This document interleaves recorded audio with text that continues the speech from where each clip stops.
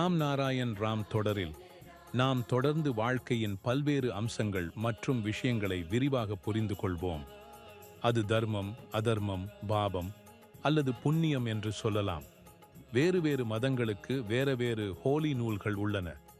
உதாரணமாக சனாதனியர்களுக்கு பகவத்கீதா மற்றும் ராமாயணா, முஸ்லிம்களுக்கு குர்ஆன் ஷரீப் மற்றும் கிறிஸ்துவர்களுக்கு பைபிள் என்று கூறலாம்.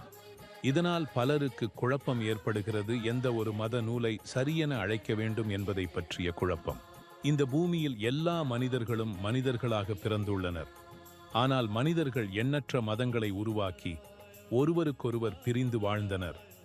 மதங்களின் கட்டாயத்திற்குட்பட்டு மனிதர்கள் தங்கள் சொந்த நன்மைகளை மட்டுமே கவனிக்கின்றனர். ஆனால் எமது மகாகுரு பாலக் பிரம்மச்சாரிஜி கூறுவது போல, அர்ச்சனை அல்லது வானம்தான் மிக பெரிய மதமாகவும் அந்த வானத்திலிருந்து அனைத்து உலகங்களும் அனைத்து உயிர்களும் உருவானது. மேலும் மிகவும் முக்கியமான நூலான ராம் நாராயண் ராம் என்ற நூலும் உள்ளது.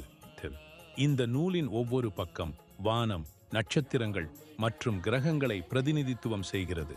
முக்கிய தகவல்கள்: இந்த உலகில் 8 பில்லியன் மனிதர்கள் வாழ்கிறார்கள். இந்த மக்கள் அனைவரும் ராம் நாராயண் ராம் என்ற நூலிலிருந்து உருவான உடல்களை கொண்டுள்ளனர். இதில் பஞ்சபூதம் என்று அழைக்கப்படும் மூலிகைகள் அடங்கியுள்ளன.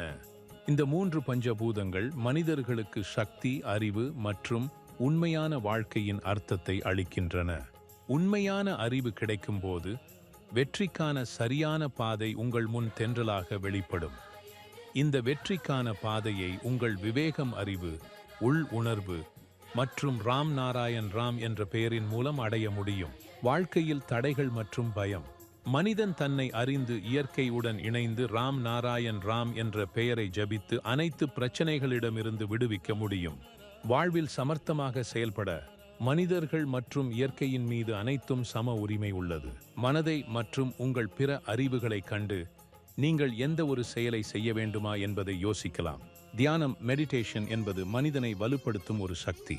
தியானத்தின் மூலம் உங்கள் மனதை வலுப்படுத்த முடியும். உள் உணர்வு, ஆண்டர்ட்ராம் மற்றும் விவேகத்தை சிறப்பிக்க முடியும். 50 பில்லியன் செல்களை சக்திமிக்க செய்யும் சவுண்ட் எனர்ஜி கிடைக்கும். இந்த சவுண்ட் எனர்ஜி இயற்கையிலிருந்து வருகிறது. அதே இயற்கை, வானம் மற்றும் பிரபஞ்சம் போன்ற இயல்புகள் மனிதனுக்கு உயிரோட்டம் தருகின்றன. ராம் நாராயண் ராம் இந்த பெயரை ஜபிக்க வேண்டும். இந்த ஜபத்தின் மூலம் நீங்கள் பிரபஞ்சத்துடன் இணைந்திருப்பீர்கள். இந்த ஜபத்தில் அனைத்தும் அடங்கியுள்ளன. இதை தொடர்ந்து ஜபிக்க உங்கள் வாழ்க்கையில் திடம் செய்யும் நல்ல மாற்றங்களை உணருங்கள்.